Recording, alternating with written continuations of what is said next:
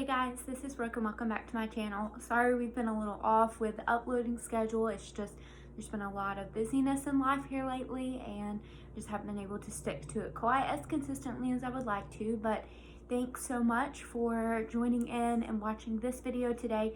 Today I'm going to be sharing my tips for professionalism. I am in my 4th year of pharmacy school, so I am in a professional career.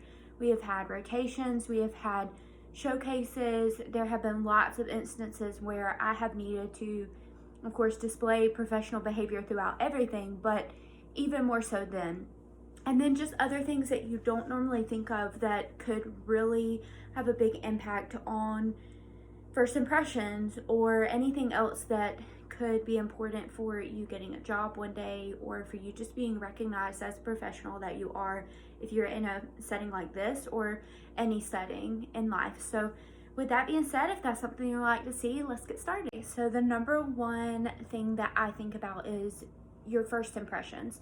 So we have been told when we're going on rotations, even when we're at events, things like that, that each encounter is like a job interview for you. So for us, pharmacy is a rather small world. So you meet one person, more than likely you're going to see them again, or they know someone that could be your potential boss one day. So keeping that in mind and reminding yourself to be professional in all settings is an important thing to keep in mind. Going off of that, if you're thinking about first impressions, things that for me are super key. One, of course, is you need to look professional. You need to look the part. So for me, I'm not really a suit type of person. It's not really my personality, but there are times when I know that a suit may be needed. So when I'm doing presentations or when I am going to be interviewing, hopefully one day, I will have on maybe not necessarily a suit because I don't want to completely change who I am, but I do have a blazer that I wear that makes me look more professional. Even when I'm on rotations, I'm not going to be dressed up like that every day, but I am going to look professional. I am going to put effort into making myself look presentable each day because I'm thinking about what I would want to see if I was coming in to the pharmacy or to a doctor's office or wherever. Right now I'm on rotation to ER, so it's a little bit different there. I don't have to do quite as much because it's a lot of hands-on things, so you don't want to, you kind of have to balance where you're at, what you're going to be doing. I want to be working with people who not only act professional but look professional as well. So that's an important thing to keep in the back of my mind, and not necessarily, I know that might sound really superficial and I don't mean for it to sound like that, but just think about what you would like to see in whatever area that you are working in, whatever area that might be your goal to work in. You're not working in it now, but so I just think of healthcare professionals. What I know, healthcare professionals that I have a lot of respect for, how they present themselves, and I want to mimic that in a way that's personable to myself, but also would represent the profession of pharmacy well. So that's one thing that I look at. Another thing that I think of is being on time. So if your first impression is like a job interview for you, if you're late to that, that looks so bad on you, on whatever company, school, whatever it may be that you're representing, the profession that you are representing, trying to be in, and just gaining the respect of those higher than you, even those below you. Like I wouldn't, if I'm a pharmacist in charge one day, you know, I wouldn't want the people that are relying on me to open up a pharmacy to think poorly of me because I'm never on time. We're always late opening up. We're starting the day off on the wrong foot. So thinking about it in that way. But one of my biggest pet peeves is being late. So in one of my past videos in my morning routine, I think it was, I talked about I will wake up, you know, and give myself plenty of time to have a good morning, to have time to get ready, to have my coffee, to do my devotion, to do whatever it is in the morning that's going to prepare me to have a good day throughout the day and to allow me to be successful throughout the day. So the way I think of planning arriving to rotations is I, of course, look at how long it's going to take to get there. I look at how, if I have to park far away, how long is it going to take me after I get there to get my stuff together, walk to wherever I'm at, and not be rushing. Still have time when I get there to set my things down, get in the right mindset of, okay, I'm here, we're about to get the day started. Is there anything I need to do, anything I need to print, just anything to allow me to be successful throughout the day. So those are things I think about. Going even further back from that, I think about, maybe I'm not going to have time to do absolutely everything I want to do in the morning, but what is crucial for me that I have to get done, and how long is it going to take me to get that done? So this rotation, I am about an hour away. I live about an hour away from my rotation site. So I know there's already going to be an hour factored into where I'm driving to. I have to park in a parking garage. So getting in the parking garage on the appropriate floor I'm supposed to be on is going to take another few minutes.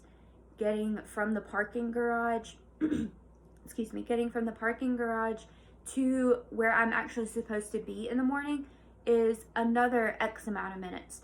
And then if I'm thinking, even before I even get in my car to drive, what time do I need to wake up in order for me to be able to get things ready for the day, to pack my lunch if I'm bringing lunch, to be able to actually take a shower, get myself ready, things like that. Giving myself a little bit of extra time in case, something comes up or something takes a little bit longer than usual. So for me, I get up at 6 a.m. That gives me time to at least make my coffee. If I'm not able to drink it all that while I'm here at home, then I can take it with me and have it on the road while I'm driving. So I get up at 6. That gives me time to have my coffee, to get ready in the morning, to do my devotion, and still leave. I leave at 7:45. So it takes me an hour to get to my rotation site. So that has me getting there at 8:45. It takes me about 5 to 10 minutes to actually park, to walk over to where I'm supposed to be at, and that gives me a little bit of a 5-minute window. Normally personally, I like having like a 10-15 minute window, and I don't leave at 7:45 every morning. There are mornings that I leave earlier than that, especially if it's like a Monday or a Friday, because I am on the interstate. I know that there's going to be some traffic is possible, so I want to keep that in mind as well. So I don't always leave at 7:45. That is my absolute latest time I want to leave by. I would like to leave at 7:30ish, because that gives me 30 minutes once I get there, that if there's traffic or something that backs me up, then I still have a little bit of a window. If it takes me longer finding a parking spot, if it takes me longer getting over there to the room where I need to be in, that's another. I just like having that window of time so that I'm not late, because I do know that that is such an important thing if you are a professional, and really just in every aspect of life. You don't want people, my husband says one of his biggest things is he doesn't want people waiting on him, and I completely understand that. So anything for school, doctor's appointments, visits, things like that as well. Another thing that I want to talk about, of course, if we're looking at professionalism, is acting professionally. And that might sound like but you would be surprised if you think about people that you have interacted with that maybe you had a lot of respect for because of their title, because of their position, but then their behavior does not match that position, or does not match that title or that profession. It could be even, there's times as a student, we are not fully a pharmacist until we graduate, we take our boards. But I think of people that I've interacted with at school that are in my class that I am concerned about their professional behavior and how it will look professionally when we are actually in the field practicing. And that's one thing that has been a huge thing for me, that I do not want people to question my professionalism. I don't want them to be, say like I would be ashamed to be in a profession with Brooke. That is something I would never want to be said about me. So even thinking about, no, I'm not a practicing pharmacist yet, but I one day will be. And it's the course that I have been in for 6 years now, or it'll be 6 years in May when I graduate, that my professionalism doesn't start when I walk across the stage to get my doctorate. My professionalism doesn't start when I take the NAPLEX and become a licensed pharmacist and the law exam. My professionalism starts now with where I'm at. It starts with me interacting with my peers, with my professors, with my preceptors when I'm on rotation, just out and about in the community. And I think it's an important thing. Yes, I'm talking about it in a professionalism mindset, but I'm also thinking about it in other ways as well. Like people who know me, who know that I'm a Christian, what example am I setting for them with my actions when I'm not in a church building, or when I'm not in Bible study, or when I'm just interacting in day-to-day life? What does my life say about who I am and who I am supposed to be acting like? If I'm supposed to mimic Christ, am I doing that? So I know we may not think about that as professionalism, but I just think that's a good trait to carry over, not even just in your professional career, but also just throughout life in general. Being a consistent person is very important to me. It's something that I want to be for others, so that is a huge thing for me as well. So the last thing I want to talk about is finishing things up at your rotation, or whichever instance that you're in right now. We talked about it when I was in school, to be thinking about and preparing to send out thank you letters for your preceptors, for staying on top of things like that as well, because not only is it important that you are a professional while you're there on rotation with them, but it's also so important to thank them and take the time to do that afterwards, because they just took a month out of their life and taught you and poured into you. And whether you thought they were a good preceptor, a good mentor or not, does not negate the fact that you are still a professional.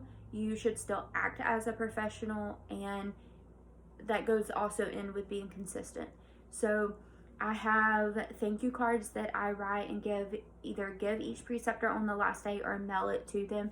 I like to give it on the last day, but I mean, there's sometimes, like if I was an hour away from rotation, like I am this month, and I forgot my thank you note, then I can't exactly turn around and drop it home and come back and get it like on a lunch break or something. So that's a big thing as well, because you never know how far a handwritten, that's another thing, handwritten thank you note can go.